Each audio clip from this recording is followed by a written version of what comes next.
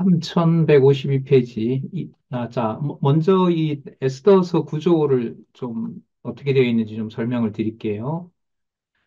음, 네, 오늘 아직 얼굴은 안 보여주고 있는데, 우리 6월 8일 날에 오는 독일에 있고 유대인 우리 학생 디나 우리 자매가 오늘부터 어, 모교 공부에 참여를 하고 있습니다. 여기 보시면 우리 디나라고 들어와 있고요.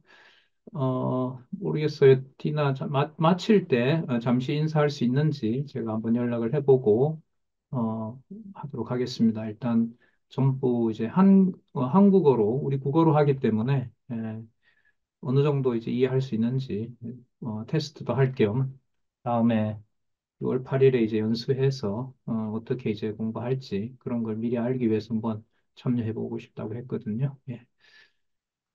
자, 이 에스더 구조는 어, 신약 근거를 후반부에 배치를 했습니다. 이제 예를 들면 양쪽 가로 1번 와스디 페이 와스디 페이 다음에는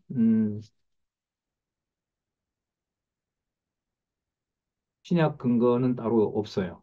그 다음에 에스더의 즉위에 가면 이제 3151페이지에 보면 요한복음 7장 44절에서부터 47절까지 되어 있습니다. 그리고 어, 구약 본문 다음에 신약 근거를 실는 구조로 유다서 에스더서가 되어 있고요.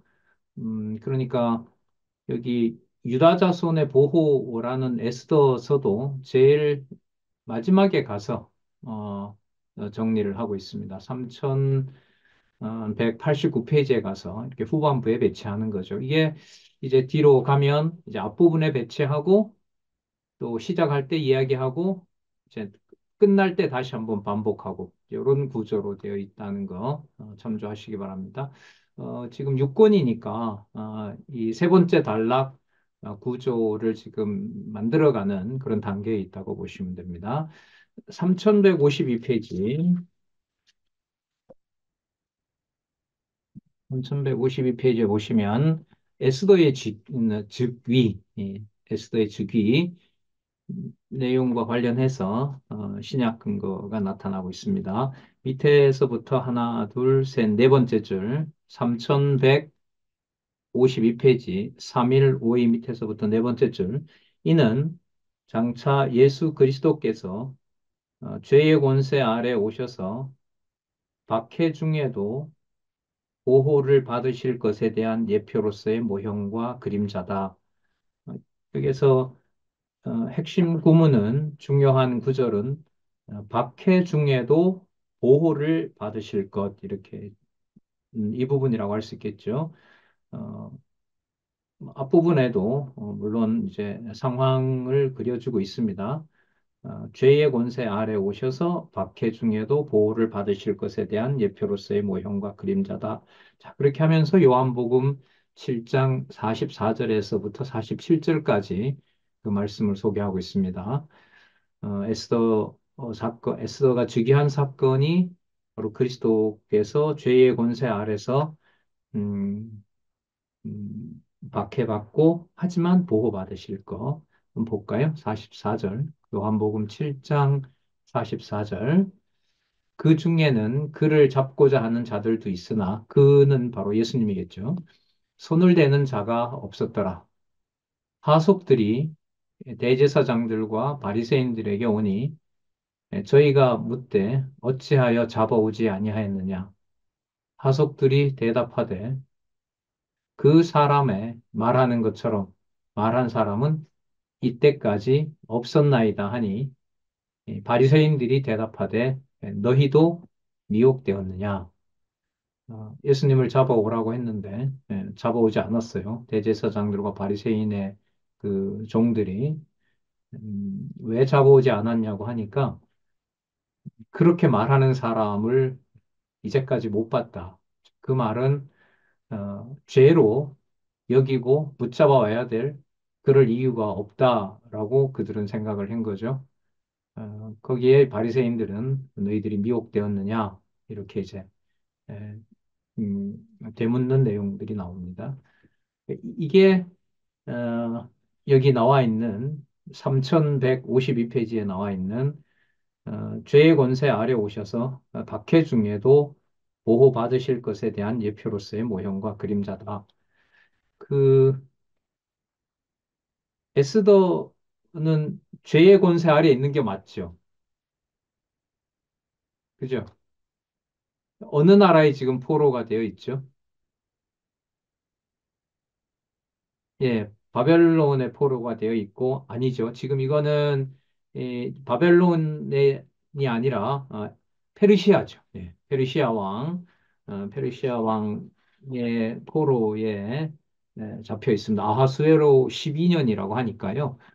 페르시아 왕에게 잡혀 있고, 그런데, 에, 그 에스더가, 어, 왕비가 되어서, 왕후가 되어서 왕궁으로 들어오게 되고 거기에 에스더가 어, 왕을 죽이려고 하는 내시들의 음모를 왕께 고하고 왕을 살리는 그 역할을 이제 에스더가 했다는 거죠. 자, 이 일을 에, 요한복음 7장 44절과 47절에서 대제사장들과 바리새인들이 예수님을 잡고자 하지만 잡을 수 없도록 하나님이 보호하시는 내용하고 연관을 짓고 있습니다. 예. 자, 여러분, 이 2장 내용에 이 상세한 내용들이 에스더 2장에 나오잖아요.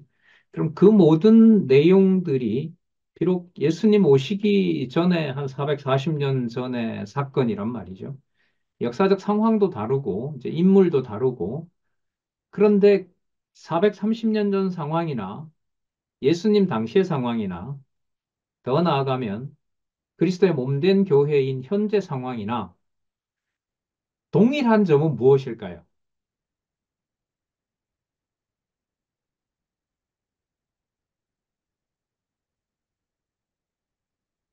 동일한 점은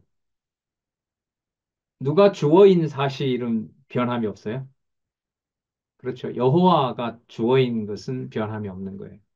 예. 그러면 거기에서 에스더 2장에 나타난 사건들이 비록 상황은 다르더라도 또 지금 우리의 상황은 다르더라도 예수님이 겪는 그 상황은 역사적으로는 다르지만은 그 본질은 어, 자, 그 본질은 어떤 말이 나와야 되냐면 에스더의 주제가 뭐죠? 에스더의 주제가 유다 자손의 보호예요. 보호라는 거죠. 그럼 이 보호라는 개념이 이 언약대로 이루시는 여호와의 통치 언약과 가장 가까운 개념이 된다는 거예요. 어떤 내용을 통해서 볼 때는 에스더서 2장을 볼 때는 그럼 우리가 확인해야 되는 건 뭐냐 하면 유다 자손의 의미도 또 사실 다른데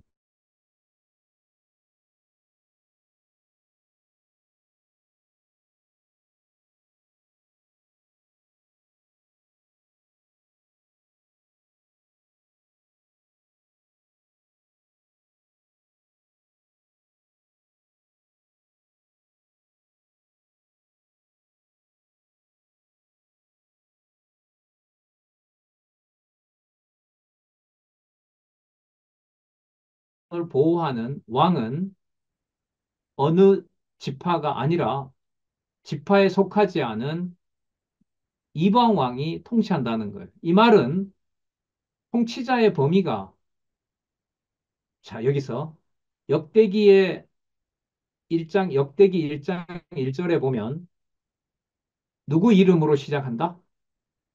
아담 이름으로 시작한다는 거예요. 그럼 아담은 오실 그리스도에 대한 심벌이죠. 예표란 말이에요. 그렇기 때문에 유다 자손 보호라고 했을 때 유다 자손이라고 할 때 저 유다의 의미도 육적인 의미보다가는 어떤 의미로 벌써 넘어가고 있다? 예, 영적인 의미로, 누구와 관련된, 실체적인 의미로 가고 있다. 누구와 관련된, 그리스도와 관련된 것으로 가고 있다는 거. 그걸 염두에 두시고, 요렇게 연결을 해 보셔야 되는 겁니다. 그러니까 구조 공부가 바탕이 안 되면은 이 에스더 2장에 나타난 그 다음에 그 신약 관련된 내용 3150일, 3일, 5일에 나오는 이런 내용들은 그냥 그런가 본다라는 거죠. 그러나 이제 전체 주제를 생각을 하면 이거는 생각해 볼 거리가 많은 겁니다. 자, 그리고 중요한 이제 개념은 바로 뭐냐면 보호, 보호라는 개념이죠. 의미 분석 성경 개론에서 보호라는 개념은 매우 중요하죠. 무엇을 보호한다 이러면 아주 큰 개념이 돼요. 3대 언약을 보호한다 이러면 그건 굉장히 중요한 개념이 됩니다. 왜냐하면 보호라는 개념 속에 언약대로 성취하시는 누구의 호칭이 연결이 되기 때문에 여호와의 호칭이 연결이 되기 때문에 그렇다는 겁니다. 그 다음, 이제 살해 음모가 실패하는데, 하만이, 에, 모르드게를 미워해서 유다인 120도에 흩어진 유대인을 전부 죽이려고 하잖아요. 자, 일촉즉발의 상황, 몇 시간 앞에까지 다가갑니다. 이제 새벽이면 다 죽이는데, 새벽이면 이제 유대인들을 다 죽이는데, 그날 밤 상황까지 일이 전개가 돼요. 그리고 곧 있으면 이제 다 죽게 되는 상황입니다. 그리고 이 보호라는 개념이 진짜 이 3장과 6장을 생각하면 너무 흥미진진한데 만약에 여러분 지금 유대인들은 이게 지금 12월 달이 불임절이거든요. 연도로 보면 우리나라에 우리가 쓰는 이 12월하고는 좀 다르지만은 그 사람들이 이제 12월로 보면은요. 12월인데 전부 죽이라는 명령은 몇 월에 떨어지냐면 3월 달에 떨어집니다. 여러분 저희들이 지금 4월 달이잖아요. 3월 달에 우리를 다 죽인다. 언제? 12월 달에. 그럼 이거 사는 거예요, 사는 거 아니에요? 이 상황이 이 유대인들, 120도에 흩어진 유대인들에게 떨어진 거예요. 그럼 그 상황에서 보호라는 말을 하기가 쉬울까요? 어려울까요? 어렵죠, 사실. 이게 사는 게 아니죠. 자, 그래서 무슨 개념을 강조하려고 하냐면 성경에서 말하는 보호 개념이 우리가 통상적으로 이야기하는 그런 의미에서 보호 개념으로 접근할 수가 없다. 적어도 어디에서는, 뭐 다른 부분도 그렇습니다. 어디에서는? 에스더서에서는. 전 좀 충격이었어요. 3월부터 한 8개월이 아니죠. 10개월 동안을 내 목숨이 곧 죽을 거라는 사형 선고를 받고 살아가요.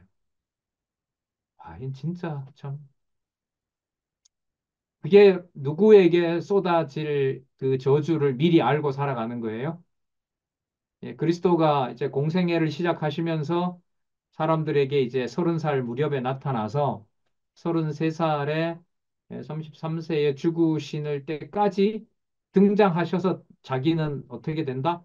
십자가에 죽는다라는 얘기를 하면서 살아가는 것하고 똑같아요. 그럼 그걸 아까 요한복음 7장 44절에서부터 47절까지의 이 내용으로 여호와 중심에서 무슨 개념을 설명을 해요? 보호 개념을 설명을 해요. 그러니까 진짜 우리가 기도를 할 때 하나님 우리를 보호해 주십시오라고 했을 때 그 보호는 우리가 원하는 방식의 보호가 아니라 하나밖에 없어요. 누구 이름에 대한 보존을 해주겠다는 거예요. 여호와의 이름을 보존해 주겠다는 거예요. 이제 그렇게 놓고 보면 이것 외에는 어떤 다른 것도 이제 그, 어, 중요한 게 없다는 의미죠. 그러니까 여호와 이름이 보존되면 어떤 것도 문제가 되지 않는다. 왜냐하면 그게 궁극적인 목적이기 때문에. 그게 통치의 목적이기 때문에 그렇다는 거. 자, 유다인 진멸 음모 한번 볼까요? 진짜 피가 바짝바짝 마르는 그 상황이 전개되는데 이걸 전부 이제 그리스도와 관련시킵니다. 그리스도의 지금 죽음과 부활과 관련시켜서 에스더서를 봐요. 그러니까 뭐 국국 기도, 나라를 구하는 기도와 관련해서 에스더서를 보는 것하고는 성경신학은 전혀 다르죠. 3162페이지에 보시면 3162페이지에 음,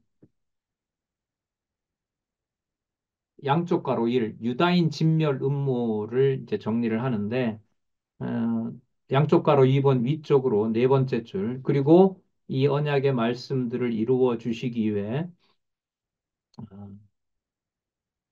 여호와 하나님께서 하만으로 유다인을 진멸하려는 음모를 꾸미도록 계시 섭리를 하셨다. 이는 장차 오실 예수 그리스도를 죽이려고 음모를 꾸밀 것에 대한 예표로서의 모형과 그림자다. 마태복음 26장 3절에서부터 5절 제가 한번 읽어볼게요. 그때에 대제사장들과 백성의 장로들이 가야바라 하는 대제사장의 아문에 모여 예수를 궤계로 잡아 죽이려고 의논하여 말하기를 미조가 날까 하노니 명절에는 말자 하더라. 자, 그러면은 그리스도가 죽으시는 날은 어, 사람들이 대제사장들과 백성들이 표면적으로 보면 자기네들이 결정하는 것처럼 보이지만 그것은 누가 정해 놓은 날이다. 예, 아버지께서 정해 놓은 날이다. 여호와께서 정해 놓은 날이다. 그러면 그 에스더서는 하만이 죽이려고 정해 놓은 날하고 날은 바꿔지지 않지만 죽는 사람을 하나님이 어떻게 해요? 바꿔버리죠. 그러니까 누가 누구를 죽이려고 했던 날을 누가 누구를 죽이는 날로 만들어요. 그러니까 하만이 유대인들을 죽이려고 했던 날을 자 유대인이 아니죠. 하나님이 하나님 여호와가 하만을 죽이는 날로 바꿔버린. 그다음에 진멸 음모의 실패 궁금하시죠? 진멸 음모의 실패는 신약의 어떤 내용으로 연관을 지어서 신약 근거를 만들까? 신약의 어떤 사건하고 관련을 지을까? 일단은 5장, 6장의 내용을 한번 쭉 설명을 해볼게요. 에스더가 왕한테 하만도 초대해달라고 해요. 그래서 하만이 왔어요. 그리고 하만은 모르드게를 달아 죽일 나무를 세웁니다. 그 다음에 그 하만이 돌아가고 왕이 열왕기를 읽다가 역대 일기를 읽다가 왕들의 사건을 읽다가 자기와 관련해서 모르드게가 공이 있다는 거, 자기를 살리는데 공이 있다는 걸 알게 되고 그리고 신하들한테 에, 그 하만한테 나에게 이렇게 공이 많은 사람을 어떻게 할까라고 물죠. 근데 하만은 그게 자기인 줄 알았어요. 그러니까 이렇게 저렇게 그 상을 주면 된다라고 얘기를 합니다. 왕처럼. 왕의 모습처럼 마치. 하지만 이제 하만이 에, 번뇌를 하게 되고 왕후에 참석하는 이런 일들이 이제 벌어지게 됩니다. 자, 여기 보시면 3170페이지, 3170페이지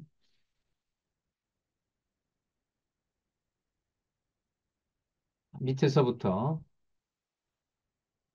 세 번째 줄. 이는 장차 오실 예수 그리스도를 진멸하려는 대적들의 음모가 실패로 돌아가게 하실 섭리에 대한 예표로서의 모형과 그림자다.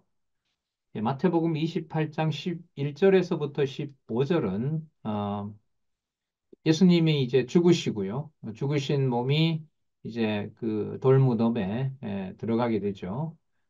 음, 그리고 예수님께서 부활하셨습니다. 28장 이제 부활하신 내용들이 나타나는데 어, 예수님의 무덤이 열린 것을 이제 군인들이 알게 되고 그 파수꾼들이 알게 되죠. 자, 그랬을 때 이제 28장 11절에 보면 파수꾼 중에 몇이 성에 들어가서 대제사장에게 고합니다. 예수의 시신이 없어졌다고 시체가. 그리고 의논을 합니다. 그리고 군병들에게 돈을 많이 주면서 밤에 우리가 보초를 서고 있는데 그 제자들이 와서 도적질을 해갔다라고 유포를 시키라는 거죠. 이제 거짓 소문을 내는 겁니다. 그리고 너네들이 만약에 붙잡히게 되면 그 책임을 우리가 면하게 해주겠다라고 하면서 어, 돈에 매수된 군병들이 유대인들 사이에서 예수 시신 도둑설을 퍼뜨립니다. 네. 그러니까 상당수의 유대인들은 제자들이 예수님의 시신을 훔쳐갔다라고 얘기를 하죠. 자, 그런데 이것하고요, 에스더 5장에서부터 6장까지 진멸 음모의 실패라는 것하고 관계가 있는 것 같아요. 3170페이지 밑에서부터 세 번째 줄. 이는 장차 오실 예수 그리스도를 진멸하라는 대적들의 음모가 실패로 돌아가게 하실 섭리에 대한 예표로서의 모형자다. 여러분, 예수님에 대한 그 시신을, 예수님의 시신을 제자들이 훔쳐갔다는 소문이 유대인들 사이에서 그게 마치 사실인 것처럼 쫙 퍼졌어요. 이 사건이 예수님 부활한 사건의 실패인가요? 성공인가요?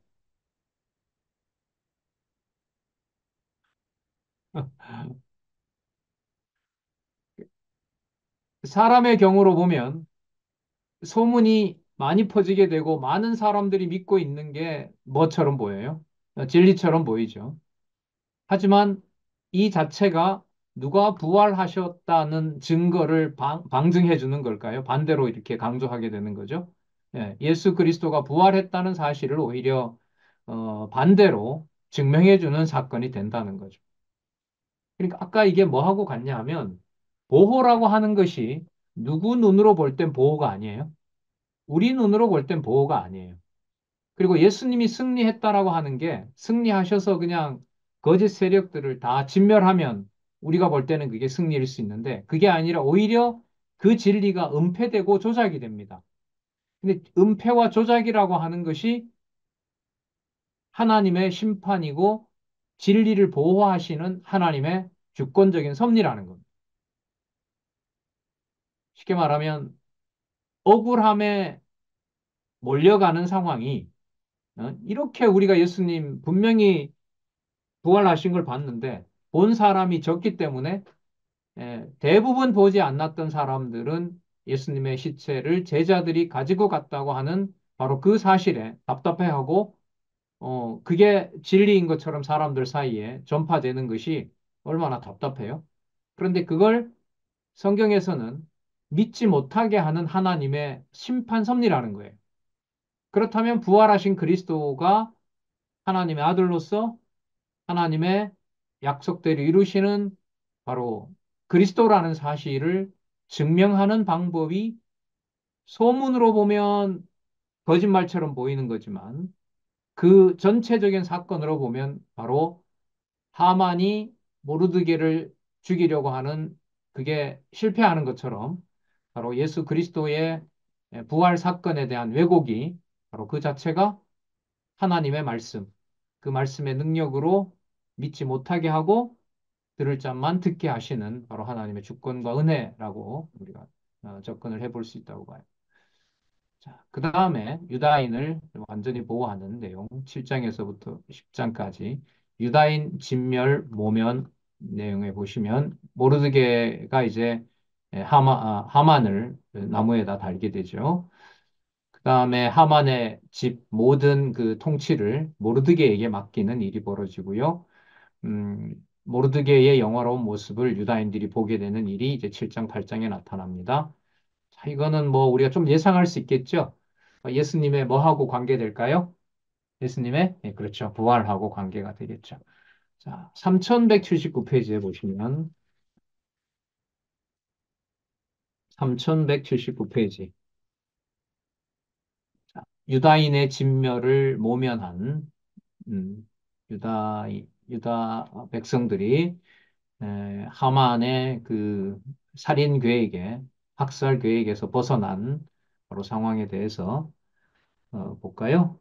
3179페이지 3179에 보시면 밑에서 두 번째 줄 이는 장차 오실 예수 그리스도께서 부활하셔서 대적에게 진멸당함을 모면하실 것에 대한 예표로서의 모형과 그림자다. 마태복음 28장 5절에서부터 6절까지. 천사가 여자들에게 일러 가로되 너희는 무서워 말라. 십자가에 못 박히신 예수를 너희가 찾는 줄을 내가 아노라. 그가 여기 계시지 않고 그의 말씀하시던 대로 살아나셨느니라. 와서 그의 누우셨던 곳을 보라.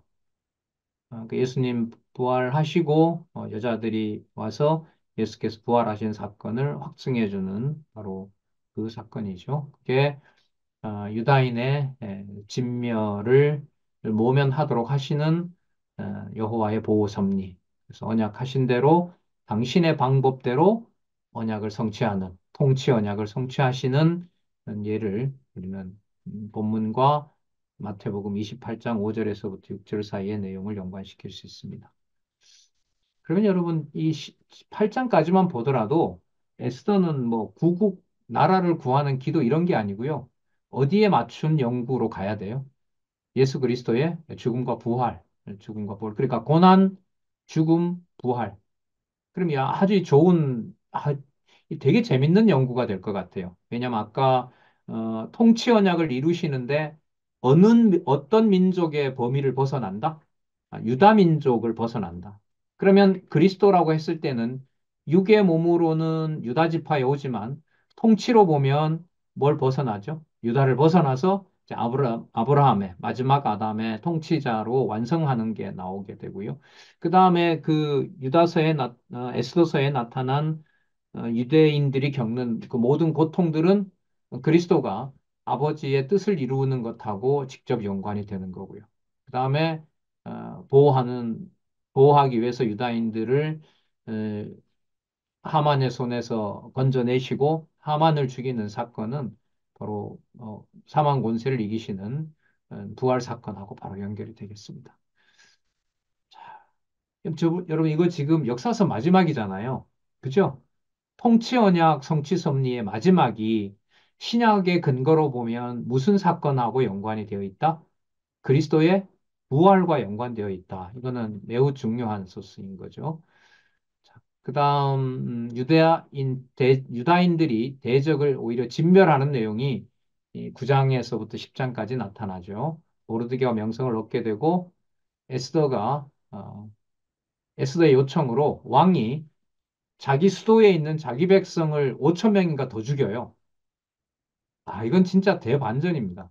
여러분 유다를 보호하기 위해서 페르시아 왕 아하스웨로가 누구 백성 5천을 죽인다고요? 자기 백성 5천을 죽여버려요. 그러니까 여러분 이게 참 뭐라 그래야 될까요? 그 자기 백성을 죽이면서 언약 자손을 보호하는 이 섭리로 보면 이 아하수에로를 좋은 이방 왕이다 이렇게 연결하시면 안 되고 좋은 왕이다 이렇게 연결하시면 안 되고 누가 통치하시는 것으로 빨리 주어를 잡아야 될까요?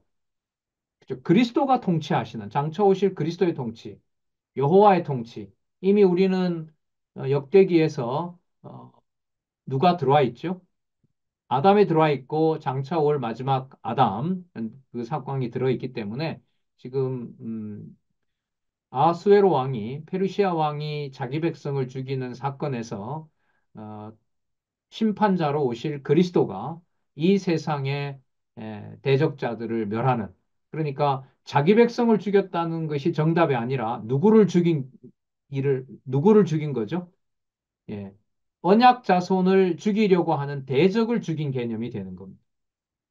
이 범위를 넘어서는 거예요. 육신적인 범위를 넘어섭니다. 그러니까 유다지파도 유다지파 아닌 자가 보호하고, 그 다음에 자기 백성이라고 해서 자기 백성을 보호한다는 것도 뭐하고 벗어나게 되고, 이런 범위로 그리스도의 통치를 여기서 살펴볼 수가 있습니다. 자, 3187페이지에 가서 보실까요? 3187페이지. 본문 뒤에 이렇게 설명이 나오죠. 본문 설명 다음에 신약 근거가 나오니까 3187페이지에 가시면 양쪽 가로 이 유다인 대적 진멸에 대한 정리가 나오죠. 3187 두 번째 단락, 두 번째 단락, 마지막 문장 읽어보겠습니다. 밑에서부터 네 번째 줄, 밑에서부터 네 번째 줄, 그리고 이 언약의 말씀들을 이루어 주시기 위해 여호와 하나님께서는 유다인의 대적이 진멸당하도록 계시 섭리를 하셨다. 이는 장차 오실 예수 그리스도를 죽인 대적들이 멸망을 당할 것에 대한 예표로서의 모형과 그림자다. 마태복음 23장 37절에서부터 38절까지 한번 읽어볼게요. 예루살렘아 예루살렘아 선지자들을 죽이고 내게 파송된 자들을 돌로 치는 자여 암탉이 그 새끼를 날게 하려 모음같이 내가 내 자녀를 모으려 한 일이 몇 번이냐. 그러나 너희가 원치 아니하였도다. 보라 너희 집이 황폐하여 버림바 되리라. 그 대적들을 그리스도를 죽인 대적들을 멸망할 것에 대한 약속의 말씀이 여기 나옵니다. 자, 그다음 이제 정리를 하는데요. 7장에서부터 10장까지를 정리합니다. 이거는 위로 올라가면 한쪽 가로입니다. 한쪽 가로 7장에서부터 10장까지 유다인 완전 보호에 대한 정리를 여기서 하고 있어요. 그러니까 이 저자가 이 글을 그걸 하면서 이게 본문이 이제 많을수록 한참 쓰고 정리를 하려니까 페이지를 또 어떻게 해야 돼요? 앞, 앞부분 수십 페이지를 넘겨야 되는 거예요. 그러니까 이제 어떻게 하는 방법을 택할까요? 이걸 뭐 하고? 미리 써주고, 미리 써주고 설명하고 다시 또 마치면 또 한 번 해주고. 그런 구조가 이제 세 번째 단락으로 만들어지는 거예요. 자, 3189페이지. 예. 예. 3187페이지. 양쪽 괄호 2. 예. 양쪽 괄호가 아니고,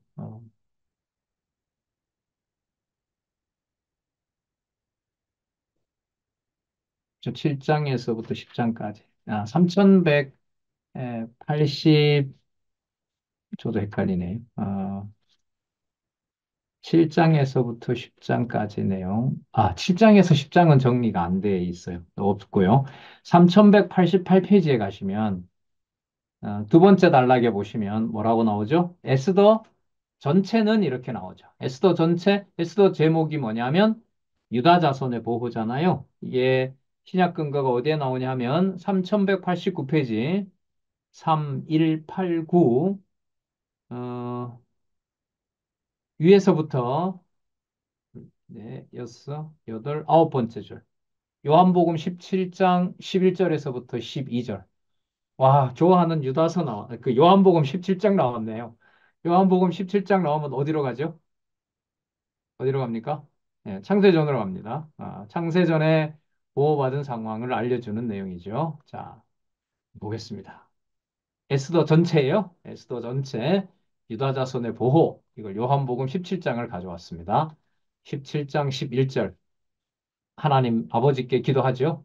나는 예수님이죠. 나는 세상에 더 있지 아니하오나 저희는 세상에 있어 없고 나는 아버지께로 가옵나니 거룩하신 아버지여 내게 주신 아버지의 이름으로 저희를 보존하사 우리와 같이 저희도 하나가 되게 하옵소서. 내가 저희와 함께 있을 때에 내게 주신 아버지의 이름으로 자, 저희를 보존하와 지켰나이다. 여러분 여기 정답이 나옵니다. 17장 지금 12절 중간에 내가 저희와 함께 있을 때에 내게 주신 누구의 이름으로? 누구의 이름으로? 아버지의 이름으로. 아버지의 이름? 여호와잖아요. 자, 그러면 유다서 전체 내용이 아버지의 이름을 보존하는 거니까 자, 다시 정리해 볼게요. 유다 자손의 보호라고 했을 때 보호는 결국 무엇을 보존하는 거다? 아버지의 이름, 여호와를 보존하는 거예요. 그러니까 그 10장까지의 모든 내용들이 내용을 막 논리적으로 연관시켜서 마지막에 가서 이 저자의 있던 생각을 좀 따라가 보면 7장, 10장 1절에서부터, 1장 1절에서부터 10장 마지막 절까지를 쭉 보고 이걸 신약의 무슨 사건으로 정리를 할까라고 생각을 해서 요한복음 17장을 가져왔는데 요한복음 17장 중에서도 지금 몇 절 몇 절이에요? 11절, 12절을 선택을 했어요. 그러면 질문이 또 생기는 거죠. 왜 11장 11절 12절일까? 도대체 11절 12절에서 핵심은 무엇일까? 그걸 이제 안내를 해요. 저는 이걸 딱 봤을 때 여러분들하고는 모르겠어요. 이게 앞에 보면 이 11절에 보면 끝에 중간에 내게 주신 아버지의 이름으로 저희를 보존하사 나왔죠. 11절에 아버지요. 내게 주신 아버지의 이름으로 저희를 뭐 했다? 보존하사. 그럼 여러분 아버지의 이름과 유다를 보호하는 에스더서 전체의 주제가 어디에 담겨 있어요? 바로 여기에 담겨 있는 거예요. 11절에. 이런 구절을 골라내는 이 저자의 진짜 인간적인 얘기입니다만 저자의 이러한 이 여호와 계시 중심의 이 성경에 대한 뭐라 그럴까 이 확고함, 정확함 여기에 이제 인간적인 말로 두 손 두 발 다 든 거죠. 아, 이 구절이야? 뭐 이렇게 놀랄 수밖에 없습니다. 그리고 12절에 보시면 내가 저희와 함께 있을 때에 다시 한번 내게 주신 누구의 이름으로? 아버지의 이름으로 저희를 보존했습니다. 자, 그러면 저희를 보존하는 것과 아버지 이름이라는 것하고 분리가 될까요? 안 될까요? 분리가 되질 않죠. 구조를 만들면 무슨 사건이 무슨 사건 속에 있는 걸까요? 유다 자손 보호 사건이 누구의 이름 아래 있다? 네, 여호와의 이름 아래 있다는 겁니다. 여러분, 그 구조가 무슨 구조죠? 강론집 구조예요. 강론집 구조고 무슨 구조냐 하면 성경 개론의 구조예요. 성경 개론의 구조입니다.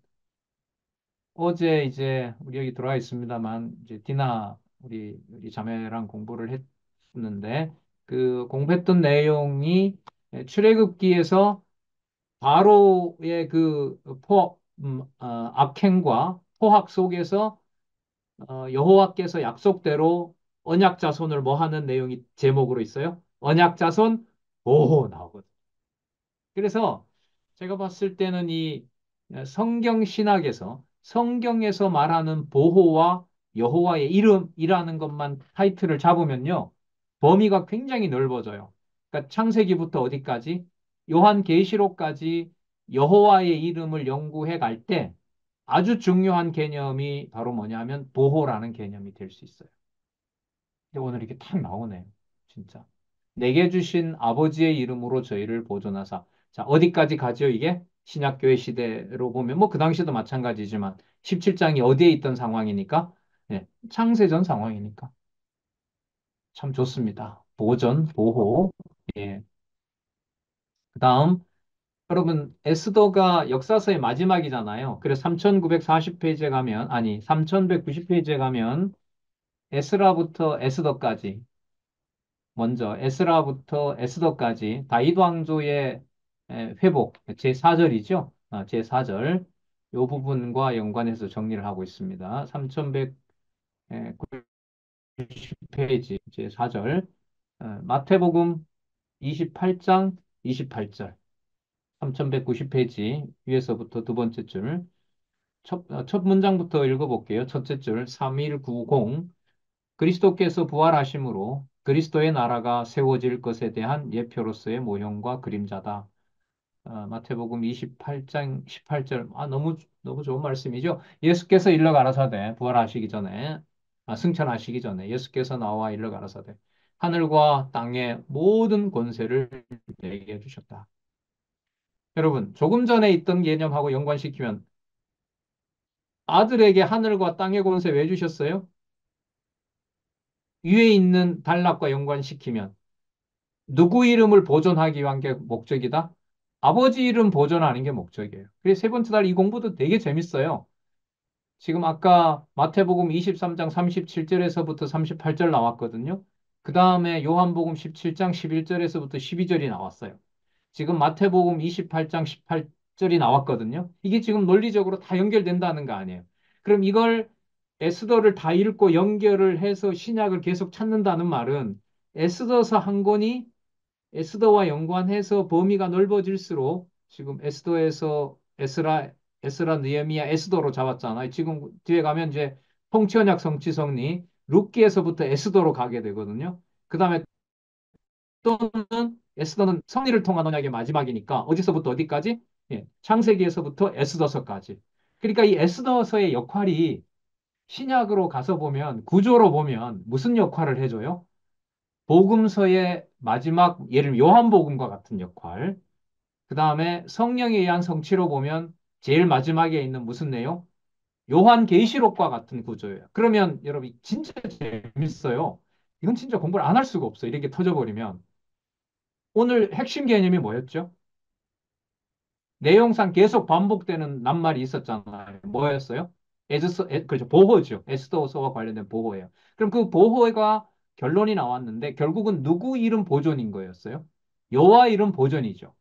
그러면은 요한계시록이라는 데 맞춰놓고 사도행전 1장 12절에서부터 교회와 관련된 모든 개념으로 보면 보호라는 개념이 여호와 이름과 관련해서 연관이 될까요? 안 될까요? 그건 안 봐도 비디오예요. 이거는 틀림없이 연결이 되게 돼 있어요.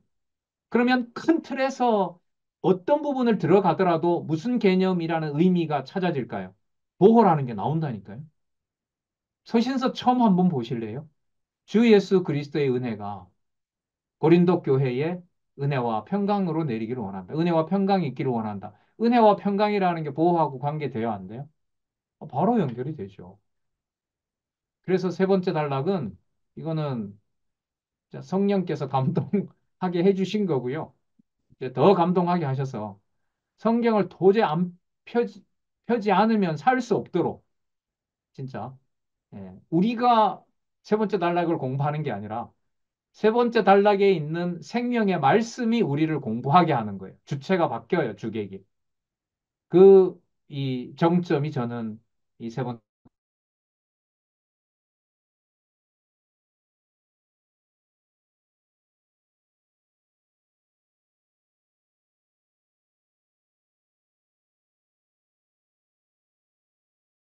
18절이었어요. 자, 그러면 이게 룻기에서부터 에스더서까지 나타난 또 무엇으로 정리돼요? 통치언약 성취 섭리가 정리가 돼요. 궁금하시죠? 신약 뭐가 나올지. 왜 궁금하냐 하면 앞부분에 이미 세 개를 연결시켰기 때문에. 마태복음 23장 37절에서 38절이므로 요한복음 17장 11절에서부터 12절이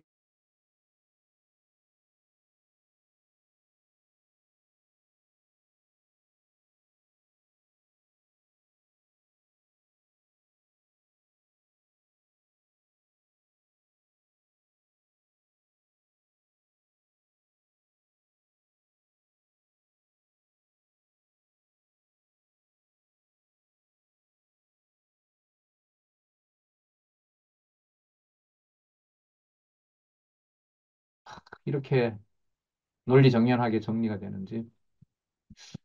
계시록이네요. 계시록 11장 5절에서부터 8절. 아, 우리가 많이 봤는데 이미 3190페이지에 있죠? 제일 밑에 줄. 자, 밑에서부터 네 번째 줄을 읽어볼게요. 이는 여호와께서 첫 아담에게 세우신 실체적인 3대 언약 가운데 세 번째 통치 언약을 이루시려고 장차 둘째 아담 예수 그리스도께서 오셔서 그리스도의 나라를 다스릴 섭리에 대한 예표로서의 모형과 그림자다. 계시록 11장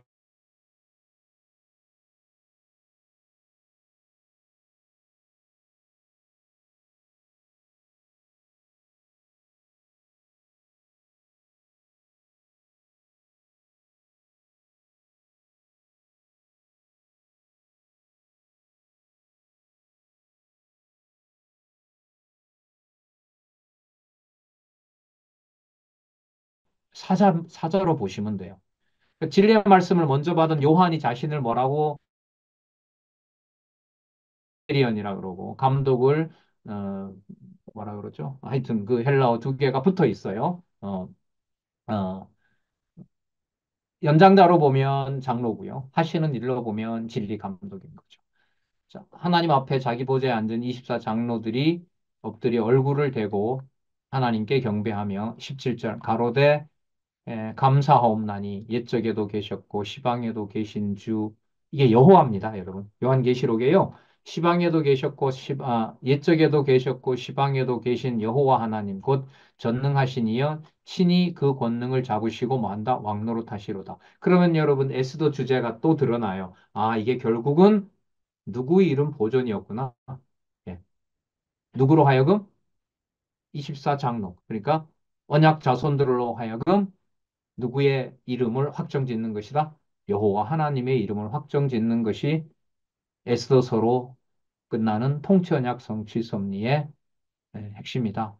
자, 이제 섭리를 통한 언약 전체, 창세기에서부터 에스더까지 3192페이지, 3192페이지. 3191페이지 밑에서부터 두 번째 줄부터 읽어볼게요. 자, 창세기부터 에스더까지 설명하고요. 그리고 장차 메시아 곧 예수 그리스도께서 오셔서 신령한 자손을 번창시키고 복음을 땅끝까지 전파하셔서 하나님의 나라인 교회를 세워 다스릴 섭리에 대한 예표로서의 모형과 그림자다. 계시록 11장 15절. 아까 읽었죠? 다시 한번 볼까요? 일곱째 천사가 나팔을 불매 하늘에 큰 음성들이 나서 가로되 세상 나라가 우리 주와 그 그리스도의 나라가 되어 세세토록 왕노로 타시리라. 예. 아멘. 자, 이렇게 해서 에스더서로 끝나는 부분의 의미가 에스더서 자체 내에서, 자, 그 다음에 에스라부터 에스더까지 해서, 자, 의미가, 신약 의미가 또 달라져요. 그 다음에 룻기에서부터 에스더서까지와 관련해서 에스더의 의미가, 그 다음에 창세기에서부터 에스더와 관련된 에스더의 의미가, 자, 에스더의 의미는 계속해서 아까 주제가 뭐였냐면 유다 자손의 보호 개념이었다는 거. 그러면 보호 개념은 결론으로 봤을 때 창세기부터 에스더서까지 3대 언약을 이루시는 누구의 이름? 여호와의 이름과 직접 관계된 것이 무슨 개념이다? 보호 개념이다. 너무너무 아름다운 개념이다. 이렇게 정리할 수가 있습니다. 그러면 여러분, 이제 욥기부터 이제 찬양을 통한 언약을 들어가거든요.